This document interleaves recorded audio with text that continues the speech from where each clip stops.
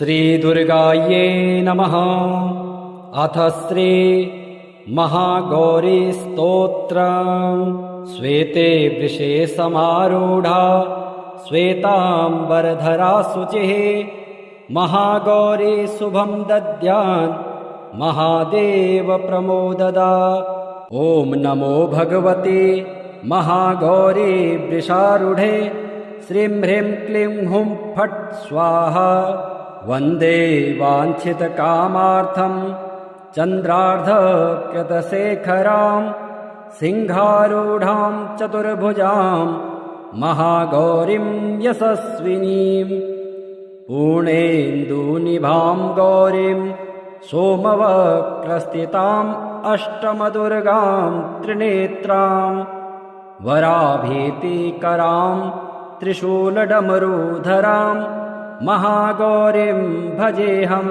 पटाम्बरपरिधानां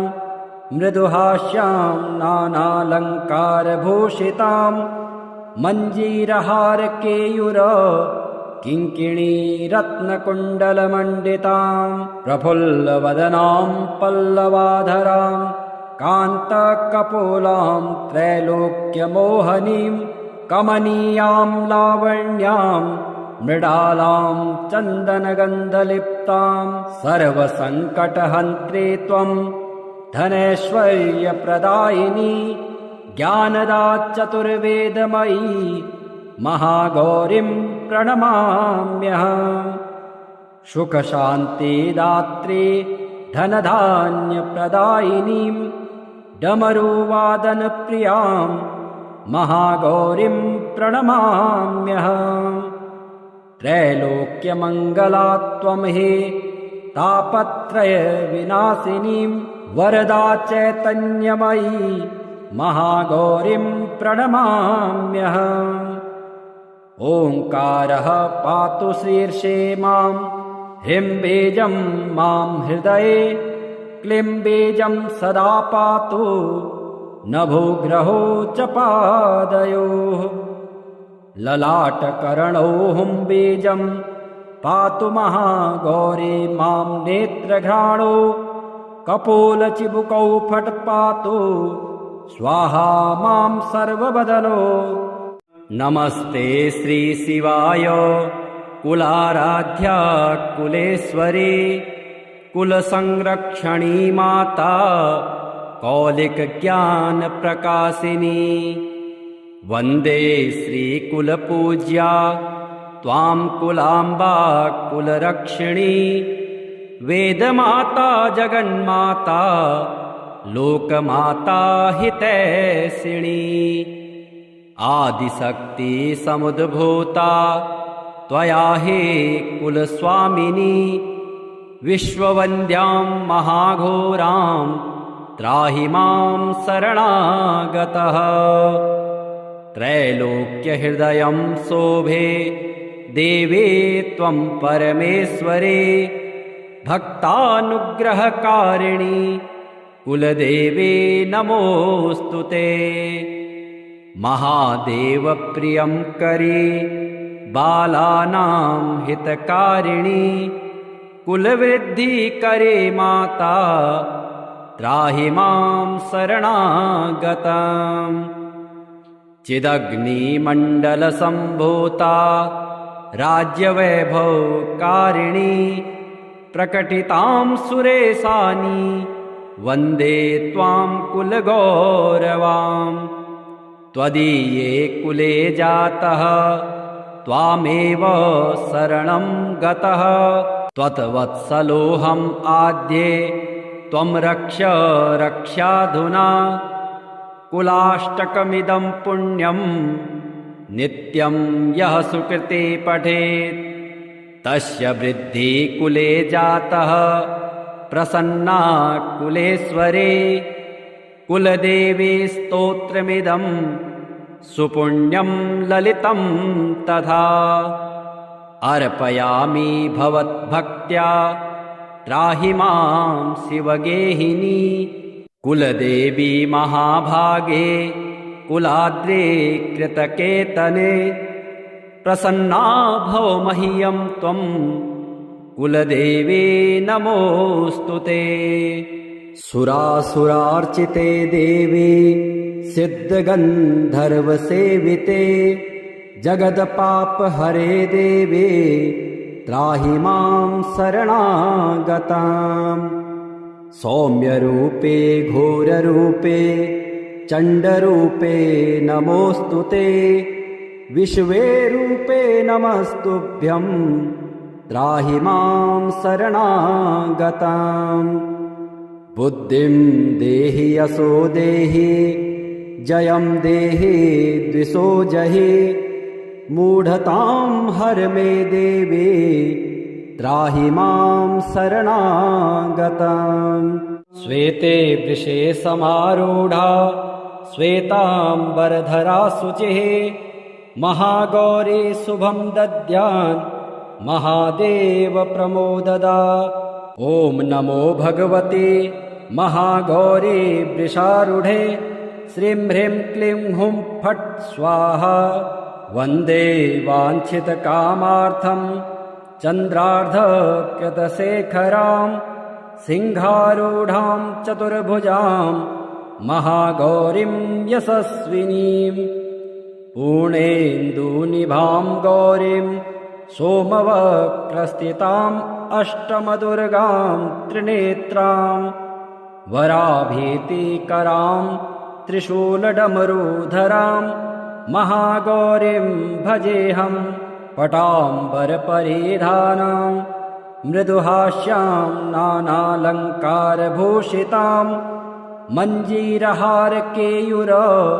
किङ्किणीरत्नकुण्डलमण्डितां प्रफुल्लवदनां पल्लवाधरां कान्तकपोलां त्रैलोक्यमोहनीं कमनीयां लावण्यां मृडालां चन्दनगन्धलिप्तां सर्वसङ्कटहन्त्री त्वं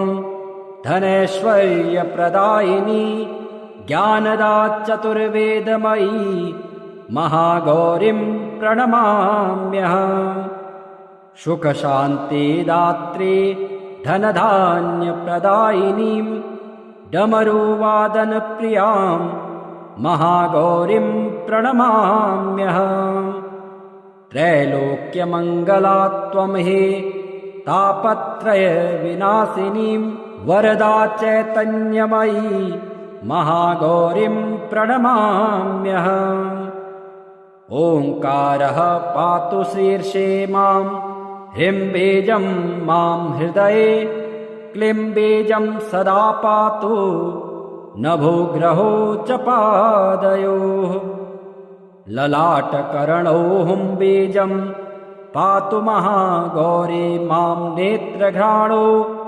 कपोलचिबुकौ फट् पातु स्वाहा मां सर्वबदनो। नमस्ते श्रीशिवाय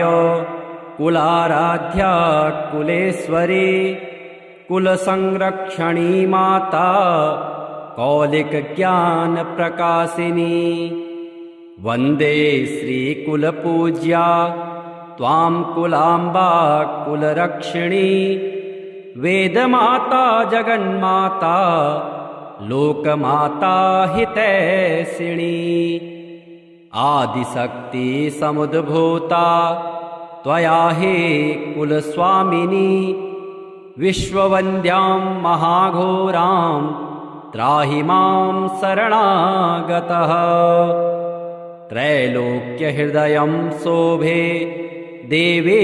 त्वं परमेश्वरे भक्तानुग्रहकारिणी कुलदेवे नमोऽस्तु ते। महादेवप्रियं करे बालानां हितकारिणी कुलवृद्धिकरे माता त्राहि मां शरणागतम्। चिदग्निमण्डलसम्भूता राज्यवैभवकारिणी प्रकटितां सुरेशानी वन्दे त्वां कुलगौरवाम्। त्वदीये कुले जातः त्वामेव शरणं गतः त्वत्वत्सलोऽहम् आद्ये त्वं रक्ष रक्ष्याधुना कुलाष्टकमिदं पुण्यं नित्यं यः सुकृते पठेत् तस्य वृद्धिः कुले जातः प्रसन्ना कुलेश्वरे कुलदेवी स्तोत्रमिदं सुपुण्यं ललितं तथा अर्पयामि भवद्भक्त्या त्राहि मां शिवगेहिनी कुलदेवी महाभागे कुलाद्रे कृतकेतने प्रसन्ना भव मह्यं त्वं कुलदेवी नमोऽस्तु ते। सुरासुरार्चिते देवी सिद्धगन्धर्वसेविते जगदपापहरे देवे त्राहि मां शरणागताम् सौम्यरूपे घोररूपे चण्डरूपे नमोऽस्तु ते विश्वे रूपे नमस्तुभ्यं त्राहि मां शरणागताम् बुद्धिं देहि यशो देहि जयं देहि द्विषो जहि मूढतां हर मे देवी त्राहि मां शरणागताम् श्वेते वृषे समारूढा श्वेताम्बरधरा शुचिः महागौरी शुभं दद्यान् महादेव प्रमोददा ॐ नमो भगवते महागौरी वृषारूढे श्रीं ह्रीं क्लीं हुं फट् स्वाहा वन्दे वाञ्छितकामार्थं चन्द्रार्धकृतशेखरां सिंहारूढां चतुर्भुजां महागौरीं यशस्विनीं पूर्णेन्दुनिभां गौरीं सोमवक्रस्थिताम् अष्टमदुर्गां त्रिनेत्रां वराभीतिकरां त्रिशूलडमरूधरां महागौरीं भजेऽहं पटाम्बरपरिधानां मृदुहास्यां नानालङ्कारभूषितां मञ्जीरहारकेयूर किङ्किणी रत्नकुण्डलमण्डितां प्रफुल्लवदनां पल्लवाधरां कान्तकपोलां त्रैलोक्यमोहनीं कमनीयां लावण्यां मृडालां चन्दनगन्धलिप्तां सर्वसङ्कटहन्त्री त्वं धनैश्वर्यप्रदायिनी ज्ञानदा चतुर्वेदमयी महागौरीं प्रणमाम्यहम् सुखशान्तिदात्री धनधान्यप्रदायिनीं डमरुवादनप्रियां महागौरीं प्रणमाम्यहम् त्रैलोक्यमङ्गला त्वं हि तापत्रयविनाशिनीं वरदा चैतन्यमयी महागौरीं प्रणमाम्यहम् ओङ्कारः पातु शीर्षे मां ह्रीं बीजं मां हृदये क्लीं बीजं सदा पातु नभोग्रहो च पादयोः ललाटकर्णौ हुं बीजं पातु महागौरी मां नेत्रघ्राणौ कपोलचिबुकौ फट् पातु स्वाहा मां सर्वबदलो नमस्ते श्रीशिवाय कुलाराध्या कुलेश्वरी कुलसंरक्षणी माता कौलिकज्ञानप्रकाशिनी वन्दे श्रीकुलपूज्या त्वां कुलाम्बा कुलरक्षिणी वेदमाता जगन्माता लोकमाता हितैषिणी आदिशक्ति समुद्भूता त्वया हि कुलस्वामिनी विश्ववन्द्यां महाघोरां त्राहि मां शरणागतः त्रैलोक्यहृदयं शोभे देवे त्वं परमेश्वरे भक्तानुग्रहकारिणी कुलदेवे नमोऽस्तु ते महादेवप्रियं करे बालानां हितकारिणी कुलवृद्धि करे माता त्राहि मां शरणागतम् चिदग्निमण्डलसम्भूता राज्यवैभवकारिणी प्रकटितां सुरेशानि वन्दे त्वां कुलगौरवाम् त्वदीये कुले जातः त्वामेव शरणं गतः त्वत्वत्सलोऽहम् आद्ये त्वं रक्ष रक्षाधुना कुलाष्टकमिदं पुण्यं नित्यं यः सुकृते पठेत् तस्य वृद्धि कुले जातः प्रसन्ना कुलेश्वरे कुलदेवी स्तोत्रमिदं सुपुण्यं ललितं तथा अर्पयामि भवद्भक्त्या त्राहि मां शिवगेहिनी कुलदेवी महाभागे कुलाद्रे कृतकेतने प्रसन्ना भव मह्यं त्वं कुलदेवी नमोऽस्तुते सुरासुरार्चिते देवी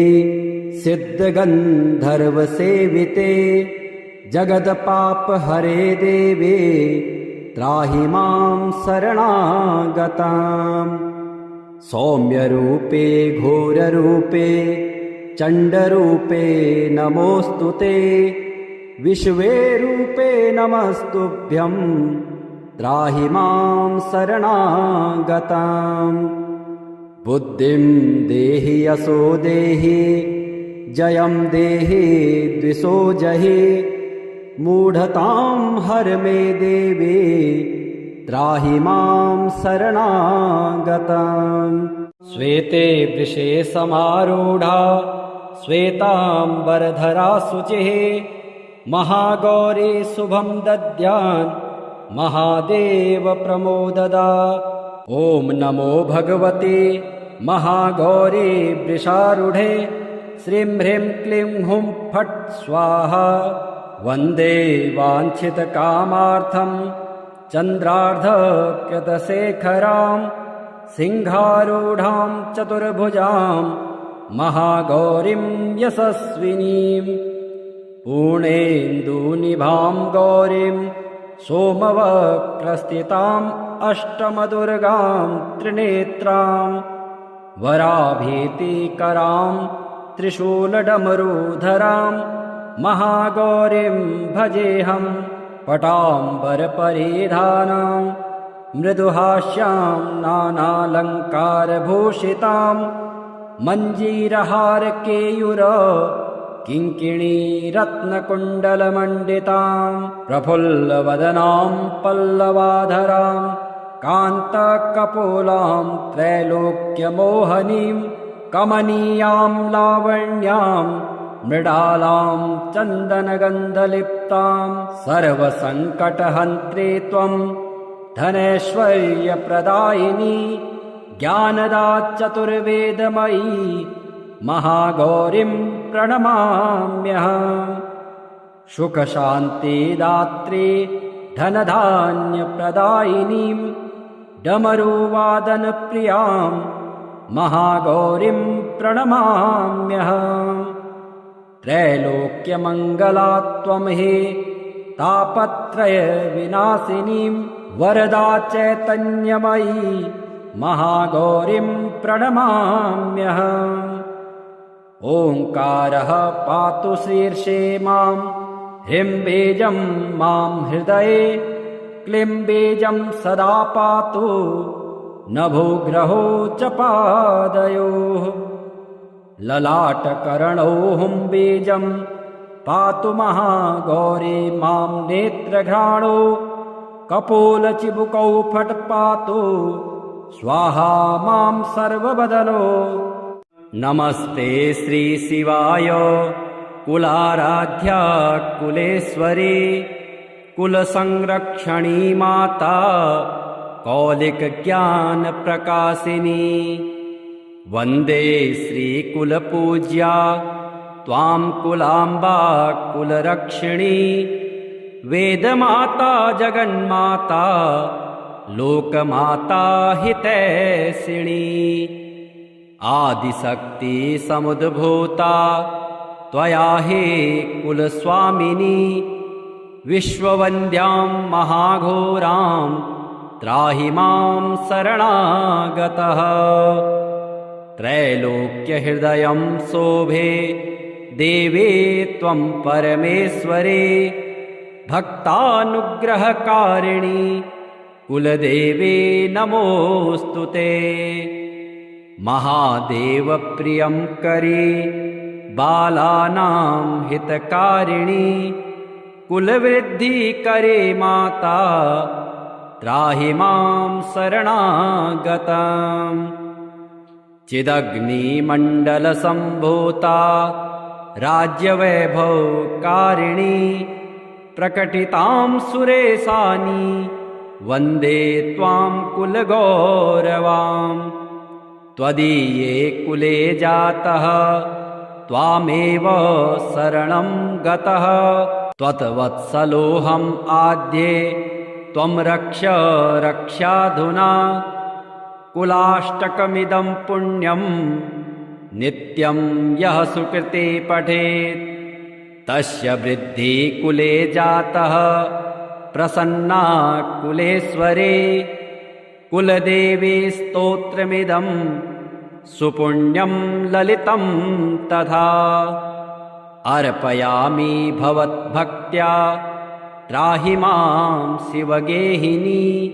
कुलदेवी महाभागे कुलाद्रे कृतकेतने प्रसन्ना भव मह्यं त्वं कुलदेवे नमोऽस्तु ते सुरासुरार्चिते देवे सिद्धगन्धर्वसेविते जगदपापहरे देवे त्राहि मां शरणागताम् सौम्यरूपे घोररूपे चण्डरूपे नमोऽस्तु ते विश्वे रूपे नमस्तुभ्यं त्राहि मां शरणागताम् बुद्धिं देहि यशो देहि जयं देहि द्विषो जहि मूढतां हर मे देवी त्राहि मां शरणागताम् श्वेते वृषे समारूढा श्वेताम्बरधरा शुचिः महागौरी शुभं दद्यान् महादेव प्रमोददा ॐ नमो भगवते महागौरी वृषारूढे श्रीं ह्रीं क्लीं हुं फट् स्वाहा वन्दे वाञ्छितकामार्थं चन्द्रार्धकृतशेखरां सिंहारूढां चतुर्भुजां महागौरीं यशस्विनीं पूर्णेन्दुनिभां गौरीं सोमवक्रस्थिताम् अष्टमदुर्गां त्रिनेत्रां वराभीतिकरां त्रिशूलडमरूधरां महागौरीं भजेऽहं पटाम्बरपरिधानां मृदुहास्यां नानालङ्कारभूषितां मञ्जीरहारकेयूर किङ्किणीरत्नकुण्डलमण्डितां प्रफुल्लवदनां पल्लवाधरां कान्तकपोलां त्रैलोक्यमोहनीं कमनीयां लावण्यां मृडालां चन्दनगन्धलिप्तां सर्वसङ्कटहन्त्री त्वं धनैश्वर्यप्रदायिनी ज्ञानदा चतुर्वेदमयी महागौरीं प्रणमाम्यहम् सुखशान्तिदात्री धनधान्यप्रदायिनीं डमरुवादनप्रियां महागौरीं प्रणमाम्यहम् त्रैलोक्यमङ्गला त्वं हि तापत्रयविनाशिनीं वरदा चैतन्यमयी महागौरीं प्रणमाम्यहम् ओङ्कारः पातु शीर्षे मां ह्रीं बीजं मां हृदये क्लीं बीजं सदा पातु नभोग्रहो च पादयोः ललाटकर्णौ हुं बीजं पातु महागौरी मां नेत्रघ्राणौ कपोलचिबुकौ फट् पातु स्वाहा मां सर्वबदनो नमस्ते श्रीशिवाय कुलाराध्या कुलेश्वरी कुलसंरक्षणी माता कौलिकज्ञानप्रकाशिनी वन्दे श्रीकुलपूज्या त्वां कुलाम्बा कुलरक्षिणी वेदमाता जगन्माता लोकमाता हितैषिणी आदिशक्ति समुद्भूता त्वया हि कुलस्वामिनी विश्ववन्द्यां महाघोरां त्राहि मां शरणागतः त्रैलोक्यहृदयं शोभे देवे त्वं परमेश्वरे भक्तानुग्रहकारिणि कुलदेवे नमोऽस्तु ते महादेवप्रियं करे बालानां हितकारिणि कुलवृद्धिकरे माता त्राहि मां शरणागतम् चिदग्निमण्डलसम्भूता राज्यवैभवकारिणी प्रकटितां सुरेशानि वन्दे त्वां कुलगौरवाम् त्वदीये कुले जातः त्वामेव शरणं गतः त्वत्वत्सलोऽहम् आद्ये त्वं रक्ष रक्षाधुना कुलाष्टकमिदं पुण्यं नित्यं यः सुकृते पठेत् तस्य वृद्धिः कुले जातः प्रसन्ना कुलेश्वरे कुलदेवी स्तोत्रमिदं सुपुण्यं ललितं तथा अर्पयामि भवद्भक्त्या त्राहि मां शिवगेहिनी कुलदेवी महाभागे कुलाद्रे कृतकेतने प्रसन्ना भव मह्यं त्वं कुलदेवी नमोऽस्तु ते सुरासुरार्चिते देवी सिद्धगन्धर्वसेविते जगदपापहरे देवे त्राहि मां शरणागताम् सौम्यरूपे घोररूपे चण्डरूपे नमोऽस्तु ते विश्वे रूपे नमस्तुभ्यं त्राहि मां शरणागताम् बुद्धिं देहि यशो देहि जयं देहि द्विषो जहि मूढतां हर मे देवी त्राहि मां शरणागताम् श्वेते वृषे समारूढा श्वेताम्बरधरा शुचिः महागौरी शुभं दद्यान् महादेव प्रमोददा ॐ नमो भगवते महागौरी वृषारूढे श्रीं ह्रीं क्लीं हुं फट् स्वाहा वन्दे वाञ्छितकामार्थं चन्द्रार्धकृतशेखरां सिंहारूढां चतुर्भुजां महागौरीं यशस्विनीं पूर्णेन्दुनिभां गौरीं सोमवक्रस्थिताम् अष्टमदुर्गां त्रिनेत्रां वराभीतिकरां त्रिशूलडमरूधरां महागौरीं भजेऽहं पटाम्बरपरिधानां मृदुहास्यां नानालङ्कारभूषितां मञ्जीरहारकेयूर किङ्किणी रत्नकुण्डलमण्डितां प्रफुल्लवदनां पल्लवाधरां कान्तकपोलां त्रैलोक्यमोहनीं कमनीयां लावण्यां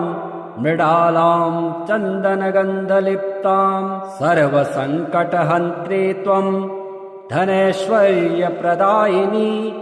ज्ञानदा चतुर्वेदमयी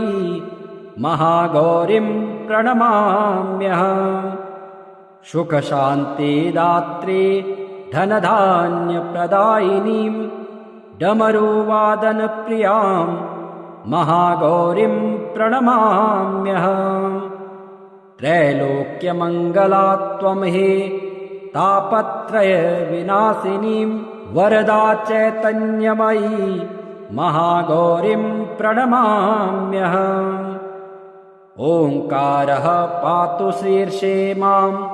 ह्रीं बीजं मां हृदये क्लीं बीजं सदा पातु नभोग्रहो च पादयोः ललाटकर्णौ हुं बीजं पातु महागौरी मां नेत्रघ्राणौ कपोलचिबुकौ फट् पातु स्वाहा मां सर्वबदलो नमस्ते श्रीशिवाय कुलाराध्या कुलेश्वरी कुलसंरक्षणी माता कौलिकज्ञानप्रकाशिनी वन्दे श्रीकुलपूज्या त्वां कुलाम्बा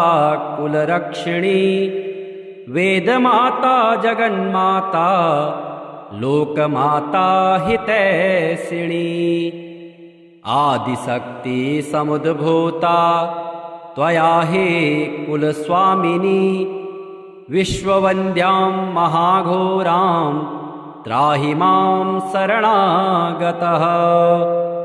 त्रैलोक्यहृदयं शोभे देवे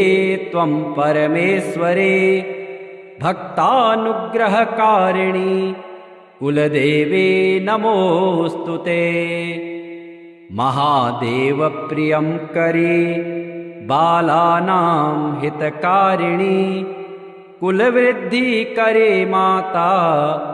त्राहि मां शरणागतम् चिदग्निमण्डलसम्भूता राज्यवैभवकारिणी प्रकटितां सुरेशानि वन्दे त्वां कुलगौरवाम् त्वदीये कुले जातः त्वामेव शरणं गतः त्वत्वत्सलोऽहम् आद्ये त्वं रक्ष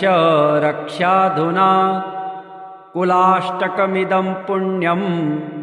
नित्यं यः सुकृते पठेत् तस्य वृद्धि कुले जातः प्रसन्ना कुलेश्वरे कुलदेवी स्तोत्रमिदं सुपुण्यं ललितं तथा अर्पयामि भवद्भक्त्या त्राहि मां शिवगेहिनी कुलदेवी महाभागे कुलाद्रे कृतकेतने प्रसन्ना भव मह्यं त्वं कुलदेवी नमोऽस्तु ते सुरासुरार्चिते देवी सिद्धगन्धर्वसेविते जगदपापहरे देवी त्राहि मां शरणागताम् सौम्यरूपे घोररूपे चण्डरूपे नमोऽस्तु ते विश्वे रूपे नमस्तुभ्यं त्राहि मां शरणागताम् बुद्धिं देहि यशो देहि जयं देहि द्विषो जहि मूढतां हर मे देवी त्राहि मां शरणागताम् श्वेते वृषे समारूढा श्वेताम्बरधरा शुचिः महागौरी शुभं दद्यान् महादेव प्रमोददा ॐ नमो भगवते महागौरी वृषारूढे श्रीं ह्रीं क्लीं हुं फट् स्वाहा वन्दे वाञ्छितकामार्थं चन्द्रार्धकृतशेखरां सिंहारूढां चतुर्भुजां महागौरीं यशस्विनीं पूर्णेन्दुनिभां गौरीं सोमवक्रस्थिताम् अष्टमदुर्गां त्रिनेत्रां वराभीतिकरां त्रिशूलडमरूधरां महागौरीं भजेऽहं पटाम्बरपरिधानां मृदुहास्यां नानालङ्कारभूषितां मञ्जीरहारकेयूर किङ्किणीरत्नकुण्डलमण्डितां प्रफुल्लवदनां पल्लवाधरां कान्तकपोलां त्रैलोक्यमोहनीं कमनीयां लावण्यां मृडालां चन्दनगन्धलिप्तां सर्वसङ्कटहन्त्री त्वं धनैश्वर्यप्रदायिनी ज्ञानदा चतुर्वेदमयी महागौरीं प्रणमाम्यहम् सुखशान्तिदात्री धनधान्यप्रदायिनीं डमरुवादनप्रियां महागौरीं प्रणमाम्यहम् त्रैलोक्यमङ्गला त्वं हि तापत्रयविनाशिनीं वरदा चैतन्यमयी महागौरीं प्रणमाम्यहम् ओङ्कारः पातु शीर्षे मां ह्रीं बीजं मां हृदये क्लीं बीजं सदा पातु नभोग्रहो च पादयोः ललाटकर्णौ हुं बीजं पातु महागौरी मां नेत्रघ्राणौ कपोलचिबुकौ फट् पातु स्वाहा मां सर्वबदनो नमस्ते श्रीशिवाय कुलाराध्या कुलेश्वरी कुलसंरक्षणी माता कौलिकज्ञानप्रकाशिनी वन्दे श्रीकुलपूज्या त्वां कुलाम्बा कुलरक्षिणी वेदमाता जगन्माता लोकमाता हितैषिणी आदिशक्ति समुद्भूता त्वया हि कुलस्वामिनी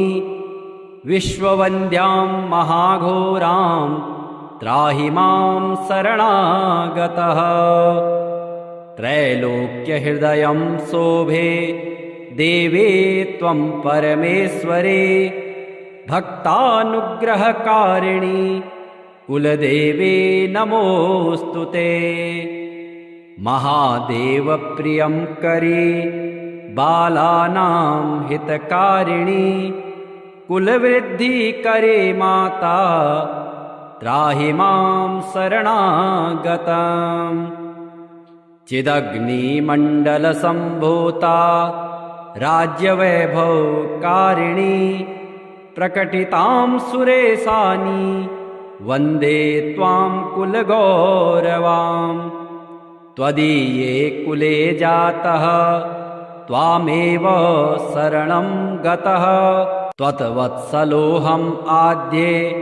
त्वं रक्ष रक्षाधुना कुलाष्टकमिदं पुण्यं नित्यं यः सुकृते पठेत् तस्य वृद्धि कुले जातः प्रसन्ना कुलेश्वरे कुलदेवी स्तोत्रमिदं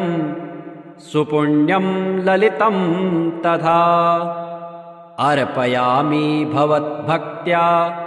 त्राहि मां शिवगेहिनी कुलदेवी महाभागे कुलाद्रे कृतकेतने प्रसन्ना भव मह्यं त्वं कुलदेवी नमोऽस्तु ते सुरासुरार्चिते देवी सिद्धगन्धर्वसेविते जगदपापहरे देवे त्राहि मां शरणागताम् सौम्यरूपे घोररूपे चण्डरूपे नमोऽस्तु ते विश्वे रूपे नमस्तुभ्यं त्राहि मां शरणागताम् बुद्धिं देहि यशो देहि जयं देहि द्विषो जहि